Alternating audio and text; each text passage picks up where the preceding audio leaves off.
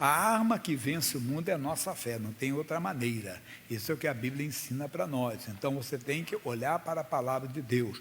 Não tem outra maneira de você ter fé. Você pode jejuar, fazer campanha, pedir, rogar a Deus, me dê fé. E já deu o caminho para você ter fé. A fé vem por ouvir e ouvir pela palavra. Então é necessário você parar e dar atenção à palavra de Deus. Nós estamos aqui no livro dos Salmos, o capítulo 81. Que salmo de Asaf, não é Davi não. Esse era um ministro de louvor, mas tem muitas revelações. Tanto que não dá para dar num culto só, já estou entrando aqui no 6º culto. Salmo 81, do versículo 10 em diante. E logo no versículo 10, tem muitas instruções. Ele diz assim: eu sou o Senhor. Jesus é o seu Senhor? Será que Ele é verdadeiramente o nosso Senhor? Por quê? Às vezes chamamos Ele de Senhor, Senhor. Lembra do que Jesus falou em Mateus capítulo 7, versículo 21? Vamos ver isso aqui? Mateus 7, 21. Nem todo que me diz Senhor, Senhor entrará no reino dos céus, mas aquele que faz a vontade de meu Pai que está nos céus. Então, eu posso dizer Senhor, Senhor, mas se eu não faço a vontade de Deus, quer dizer, como é que é a vontade de Deus? A palavra dele, está na palavra. Eu não sou servo dele. Então, nem todo que diz Senhor, Senhor. Paulo dá uma ampliada nesse conceito, nesse entendimento, em Romanos, capítulo 6, versículo 16. Olha o que diz. Ele assim: não sabeis vós que a quem vos apresentardes por servos para lhe obedecer, sois servo daquele a quem obedeceis. Quer dizer, se eu não obedeço o que Deus fala na sua palavra, eu não sou servo. Eu posso até dizer que sou servo de Deus. Servo não é quem está aqui na igreja ou pregando, é quem cumpre a palavra. Então, quem obedece a palavra dele. É importante. O profeta Isaías, ele mostra que o servo, ele tem, vamos dizer assim, direitos, privilégios que outros não têm. Como assim? Isaías 54, 17. Eu gosto muito desse versículo. Ele diz assim: toda ferramenta preparada contra ti não prosperará, e toda língua que se levantar contra ti, em juízo tu a condenarás. Então, vamos lá. Esta é a herança de quem? Dos servos do Senhor. E basta para nós. Então, ser servo de Deus vale, porque Ele vai honrar você. Esse é um direito do servo. Veio qualquer coisa do diabo, não vai prosperar, está repreendido. Por quê? Porque sou servo de Deus, porque obedeço a palavra. E outra coisa, ainda dentro do servo, você vê que é muitas instruções. Tem que servir a Deus com alegria, não é com murmuração, não. Salmo de número 100, versículo 2. O que ele diz? Servir ao Senhor com alegria e apresentai-vos a Ele com canto. Oh, Deus, eu vou fazer porque o Senhor manda, mas eu não. Eu falo até quando ele manda perdoar, né? É perdoando que você é perdoado. Deus, só estou perdoando que o Senhor está mandando. Senão, não. Deus, se o Senhor quer que a fé seja perdoada, eu também quero. Então, Deus seja louvado. Sempre estão servindo a Deus. Ele disse: eu sou o Senhor, que Ele seja Senhor na sua vida. Ainda no capítulo 81 de Salmos, versículo 10.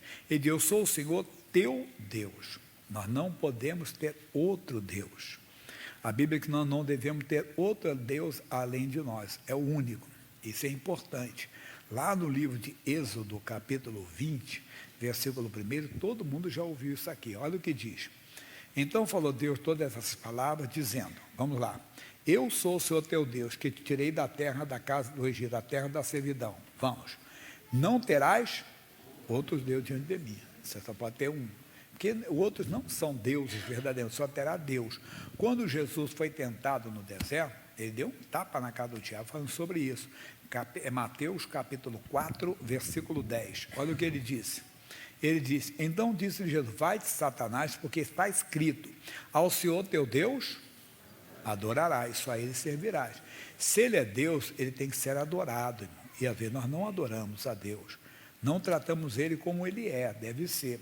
Nessa corrida tão grande que está tendo, as pessoas não estão tendo tempo, né? Às vezes de adorar, deveriam de ter. As pessoas devem prestar atenção. Nessa tragédia que aconteceu do Capitólio, muita gente colocou muitas mensagens. Não estou falando mal de ninguém, não. Pelo contrário, uma pessoa deu um alerta. Ele colocou que as pessoas tentavam avisar do perigo, mas as pessoas estavam dando isso por causa do barulho. Não sei se você já foi em Cachoeira. Cachoeira tem muito barulho, né? E não dá para você escutar. A pessoa fala pertinho de vocês e fala mais alto, né? Aqui é assim, a pessoa acaba não escutando o que a outra está falando, não acaba escutando. Mas o que tem a ver isso com a pregação? Somos nós que estamos numa corrida tão grande que talvez não estamos ouvindo o que Deus está falando conosco. Não perdemos que Ele procura os adoradores, aqueles que o adorem em espírito e em verdade. E você talvez não está sendo, Ele não está te vendo como adorador, Ele não está te encontrando como adorador. Você deve ser um adorador. É muito importante, então, você se aproximar de Deus, chegar perto e se envolver com Deus verdadeiramente. Mas tem mais sobre ser Deus. Se Ele é Deus, Ele também é onisciente. Capítulo 9, versículo 4 de Mateus. Diz assim: mas Jesus, conhecendo o quê? Os seus pensamentos. Amigo, Jesus conhece os nossos pensamentos. Será que você não entende que Ele é Deus? Eu não conheço seus pensamentos, nem você conhece os meus, mas Deus conhece. E se Deus conhece os nossos pensamentos, nós devemos tratá-lo dessa maneira. Ele é Deus, nós devemos respeitar. Temer a Deus é respeitar. Quando você olha, o Jó foi um servo de Deus, o Jó falou uma coisa muito profunda. O que ele falou? Ele falou que ele fez um concerto com os seus olhos, quando ele olhasse para uma pessoa, para uma mulher, para uma virgem. Né? Jesus fez mais ainda. Mateus 5, 28, Jesus falou o que sobre isso? Jesus, se você olhar para uma pessoa e desejá-la no seu coração, já cometeu pecado com ela. Então, tem gente que está e não entende. Ele não reconhece que Deus é Deus. Deus conhece os nossos pensamentos, Deus conhece as intenções do nosso coração. Respeite. Porque se você se deixa levar, o diabo não é amigo de ninguém. O diabo não vai levar ninguém para uma ilha de fantasias. Satanás não vai levar ninguém para uma ilha de prazeres. Satanás só sabe matar, roubar e destruir. Então, se você aceita algo, você está desprezando Deus. Quando você despreza a Deus, meu irmão, você perdeu a sua vida. Porque você está sozinho, então. Então, tem que temer. Vamos lá, repetindo, então, Salmo 81, 10. O que está dizendo para nós aqui? Ele é o nosso Deus, o nosso Senhor e o nosso Deus. Como Deus deve ser amado e deve ser respeitado.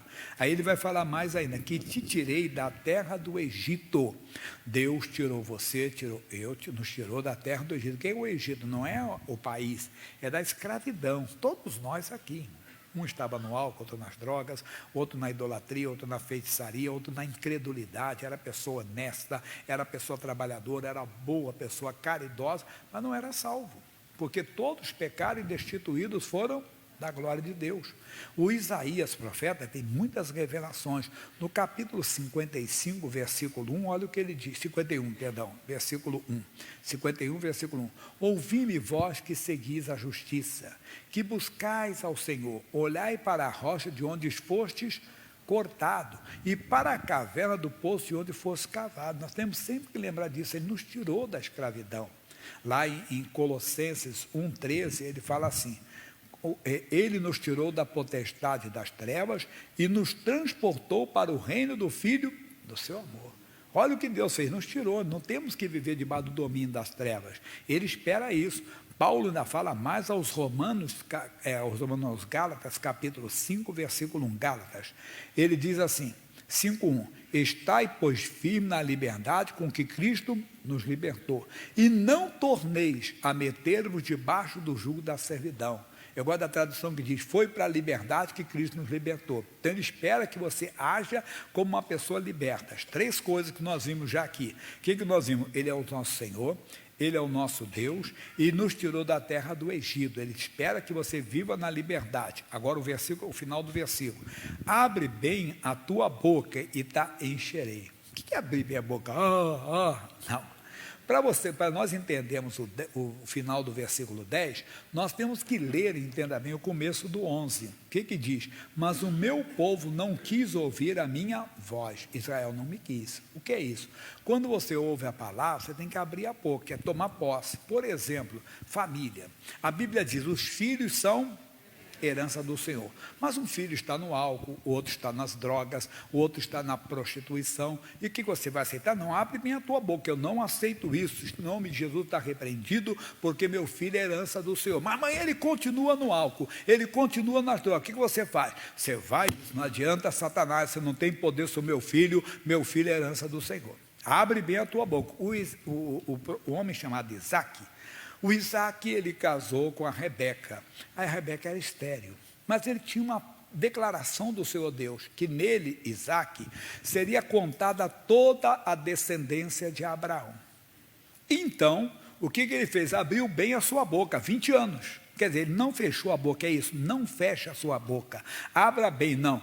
Eu vou, Deus, Rebeca vai ser mãe, porque o Senhor falou que em mim seria contado. Eu não vou ter outra mulher, é com ela. E foi, somos nós. É a cura divina. Senhor Jesus, eu estou tomando remédio, estou tomando tratamento, mas na tua palavra eu descobri que eu fui curado pelas feridas de Jesus. Então abre bem a tua boca, não fecha não. Não adianta, diabo, sua hipertensão, sua diabetes, doença que for, está repreendida, está amaldiçoada em nome de Jesus. Abre bem a tua boca, não feche, até você ver aquilo que Deus falou. Você ouviu a voz, ouvir é atender. Então, se você ouve a voz da palavra de Deus, você tem que cumprir o que Deus diz. Se você ouve o que Deus diz, você tem que permanecer naquilo. Israel não quis. Aí o que vai acontecer? Olha aí, 12. Pelo que eu os entreguei aos desejos do seu coração, e andaram segundo os seus próprios conselhos. Quer dizer, você começa a disparar, não, tem gente, não fique escandalizado, tem gente que acha que Deus está, vamos dizer assim, ultrapassado, que tem coisa mais moderna para ficar. Para com isso. A Bíblia diz que Jesus Cristo é o mesmo ontem, hoje e o será eternamente. É isso que nós temos que pensar sempre. Não podemos achar que Deus não está ultrapassado. Muita gente tem isso. O profeta Jeremias, no capítulo 17, versículo 9, o que ele fala a respeito disso? Enganoso é o coração mais do que todas as coisas, e perverso, quem o conhecerá? Nós temos uma história bíblica do homem chamado Saul. Saul foi o primeiro rei de Israel. E o Saul recebeu uma ordem expressa do Senhor Deus. O quê? Que ele deveria de acabar com todos os amalequitas. Esse povo amalequita foi o povo que fez uma covardia, uma maldade com Israel quando eles saíram do Egito. E deram uma emboscada e foram por trás, né? E Deus, ele não ia tirar nada deles, Deus não ia fazer nada contra eles, mas eles foram maus então. Vai escutando. Aí, depois de anos, o Deus então se revela ao Saul, pelo profeta Samuel, e disse: Deus mandou destruir totalmente os amalequitas. Não fique com nada deles. O Saul foi para a batalha, fez como Deus mandou, em parte. Primeiro ele poupou a vida do rei chamado Agaque. Por quê? Rei tem condições. Majestade, Deus mandou matar todos. Não, o rei vamos poupar. E fez mais ainda, ele poupou o melhor das vacas e das ovelhas que Deus tinha mandado destruir. Aí quando ele foi corrigido, não arrumou desculpa, isso que é o pior. Ele arrumou a desculpa assim: não, mas o povo poupou para oferecer ao Senhor teu Deus em holocausto. É que vem aquela máxima de 1 Samuel 15, 22, obedecer melhor do que sacrificar. E então o Saul, ele caiu nesse engano, que enganou seu coração do homem. Não, porque Deus, vai ver que Deus não falou direito, ou eu não entendi direito, ou o profeta não entendeu, como é que não vamos ficar com essas vacas, não vamos ficar. Não, se Deus mandou ficar, não fica. Não fica aqui. Mas pastor, já custou. A Bíblia fala de um exército, nos dias, entenda bem, do rei Asa, que eles receberam uma repreensão do homem de Deus, porque eles estavam numa batalha e eles então convocaram o exército de Israel, que era Judá, era de um lado, e Israel estava desviado do outro lado, né, das tribos do norte. E na batalha, então, eles convocaram o exército de Israel como mercenário, pagando. E o profeta diz assim: olha, Deus não é com Israel, não. Se vocês forem nessa batalha, Judá, Jerusalém, casa de Davi, se vocês forem nessa batalha com a casa de Israel, vocês vão perder a batalha. Deus não livrou vocês dos etíopes, que eram 1 milhão de pessoas, como é que Deus não vai dar o livramento agora? Sabe qual que ele falou? Mas peraí, o dinheiro que nós pagamos? Sabe o que o profeta Deus respondeu? Mas Deus tem para dar. Os antigos diziam isso: mais Deus tem para dar do que o diabo para carregar, irmão. E a pessoa não crê nisso. Aí fica com uma coisa que é errada, entenda bem que é errada. Mas eu vou ter um prejuízo. Eu comprei tantas coisas. Eu lembro do seu Hugo. O seu Hugo foi dono de uma padaria, hoje está na glória. O filho dele é pastor da nossa igreja. O filho dele era garotinho. E ele me contou: pastor Jaime, quando meu pai fez isso, eu fui contra. Eu falei: pai, não pode. O pai dele se converteu pela televisão, tudo. Eu fui lá em Itapeva, indo para o sul já ali. E eu fui lá fazer uma visita para ele final dos anos 80, começo dos anos 90, tem mais de 30 anos. E ele pegou e pegou todas as garrafas de bebida que tinham na padaria e jogou tudo fora. E o filho falou assim, não, pai, peraí, pai. Mas peraí, você podia vender e ganhar pelo menos dia assim, não, que eu não quero para mim, eu não quero para ninguém. Não estou mandando você fazer isso. Ele fez na fé dele. Amigo, é isso, muita gente, entenda bem, quer seguir o seu coração. Segue o que Deus fala. Segue o que Deus diz. Eles não quiseram, eles pagaram um alto preço. Eles foram fracassados, eles fracassaram na vida, eles perderam na vida por causa disso. E muita gente está. Aí vamos continuar. Pelo que eu os entreguei os desejos do seu coração e andaram segundo os seus próprios conselhos, não quiseram Deus. Coloca uma coisa, quando você despreza a palavra de Deus, você desprezou Deus. A palavra de Deus é Deus conosco, que se você despreza, é como se você fala, Deus, eu não quero andar contigo, fica aqui, pelo menos nesse campo sentimental, entenda bem, financeiro, o que for, aqui eu não quero o Senhor. Quando você despreza a palavra, você desprezou Deus. A palavra é Deus conosco. E quando é que você nota que Deus não está andando contigo, ou você não está andando com Deus? É o medo do mal. E esse rei Saul que eu falei, depois que o Samuel morreu, ele foi para uma batalha contra os filisteus. E a Bíblia fala, não leia agora, 1 Samuel capítulo 28, do versículo 4 em diante.